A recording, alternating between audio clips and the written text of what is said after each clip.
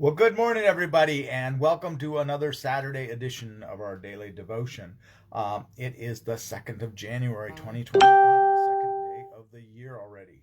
We're burning right through this one. Oh, my. And interestingly enough, a year ago today, Gail and I were in Israel, or on our way, actually. I think at this point we hadn't quite landed yet, I don't think, but we were getting close. I have to go back and look at the itinerary. But at any rate, we were on our way to the Holy Land, and boy, no offense, but I'd love to be there today. But at any rate, it was a great experience. So today we are going to finish up the 17th chapter of Luke, and tomorrow, or Monday actually, not tomorrow because tomorrow's Sunday. Monday we'll start 18.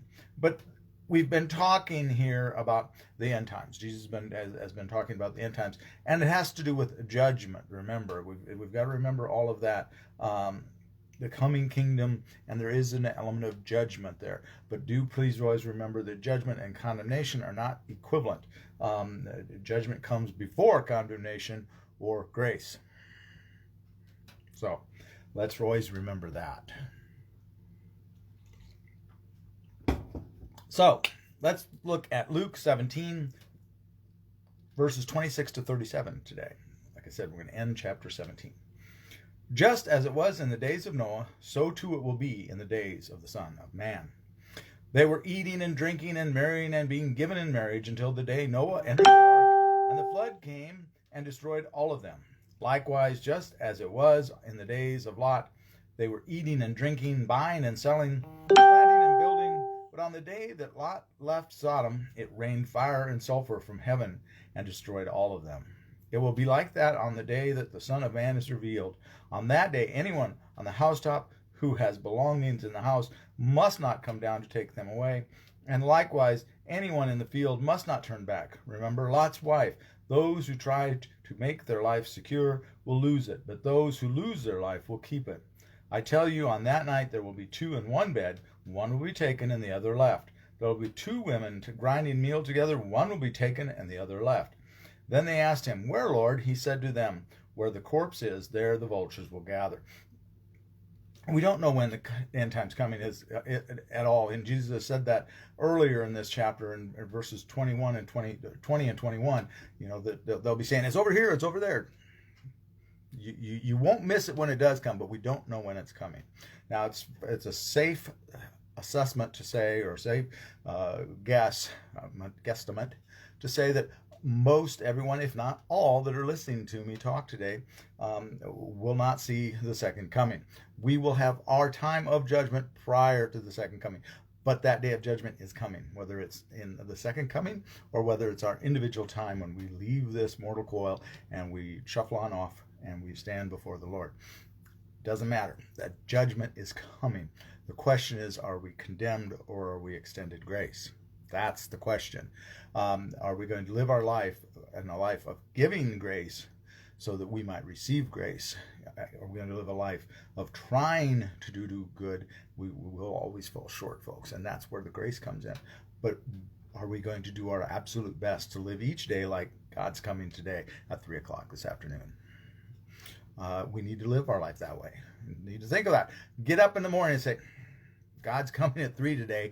I better get ready. If you do that, then whether the Lord comes today, comes tomorrow, or doesn't come until you've shuffled on off to the other world, it won't matter. You stand before the Lord in judgment, and you'll be okay. So that is to me, that is what we need to look at here, and what we need to gather from this is this idea that we don't know when He's coming. And we do live our lives, and we live our lives, but are we living our lives with that in the back of our mind, that when I'm making these decisions about all of these things in this world and how I treat each other, how I treat myself, and all of that, am I making those decisions based on He's coming today? Or am I like, I got plenty of time. We'll go ahead and, cheap grace is what many talk about. I can get away with this, and then I'll bail at the end. Or I'll ask for forgiveness at the end. That's frowned upon. At any rate, the other thing I do want to point out in this scripture is that this is a bit of scripture I think that many people take entirely wrong. And I've talked about this before. here when he's talking at the end about, I tell you on the night there will be two in one bed, one will be taken and the other left. There'll be two women grinding meal together, one will be taken, the other left. Then they ask him, where, Lord? Where are those people being taken, is what he's saying, or they're asking. He said to them, where the corpse is, there the vultures will gather.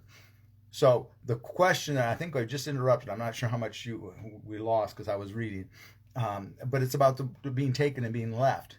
And they ask him, where are they taken? And he says, where the corpse is, the vultures will gather. So many times this is used to shore up this idea that being taken is the good thing, and the being left is bad. And that's not right, folks. I'm sorry. It's completely the opposite of that. Those that are taken are those that are the corpses. They're the ones that are in Gehenna. Those are the ones where the vultures are. Remember, Gehenna is the garbage dump. Gehenna is what Jesus uses when he references hell. And so Gehenna is where the bodies that are thrown, and that's where the vultures are gathered. They're eating those that failed to judgment. Okay. So this idea that we're going to use this as an idea that we're taken, the being taken away is a good idea. In this story, in this message, and that's not. I don't believe that's right at all. And in the Roman world, those that were taken were the ones that were tortured and killed, and their bodies were thrown in Gehenna. So that does not support, in my opinion, any idea about being taken out. So. Be that for what it may. I'm sorry if you don't like to hear that, but that's the way that this story, to me, this is what Jesus is saying, or otherwise he wouldn't say, where the corpse is, there the vultures will gather. It would be quite the opposite. Those are the ones that would be with the Lord, he would say. That's not what he says. Remember, this whole thing's about judgment, right? Judgment comes along with condemnation and grace. You can't have judgment, or you can't have condemnation nor grace before you have judgment. Judgment always comes first. Both things stem out of judgment. All right. Try to always remember that. When we're judged, we want to be part of the grace and not part of the condemnation. So, not a nice and sweet Saturday devotion by any means, is it? I'm sorry, but there is some parts of Scripture that are a warning and not necessarily always sweet and nice. I wish I could always preach and teach and devote sweet and nice, but there are parts where you need to go, oh gee, gosh, golly, I better get on the straight and narrow. So with that, it's a new year. We're only 2 days in, not even a full not even a day and a half in, are we? And so let's make this year the year that we really get prepared and we wake up every morning and say 3 o'clock is coming. So with that, I'm going to let you go and ask you to all, please, please, please have a very blessed day. And as always, be a blessing to someone today. Tell them about Jesus. That's a good way to bless them all. Okay? We'll see you tomorrow, 10 o'clock. We'll do the live stream for the service in the sanctuary. Or if you want, we are gathering in the sanctuary, 10 o'clock tomorrow. We will be there. We are continuing to do the social distancing, and we do ask for masks. But we are here. God bless. And God bless you. And we'll see you then. Bye-bye.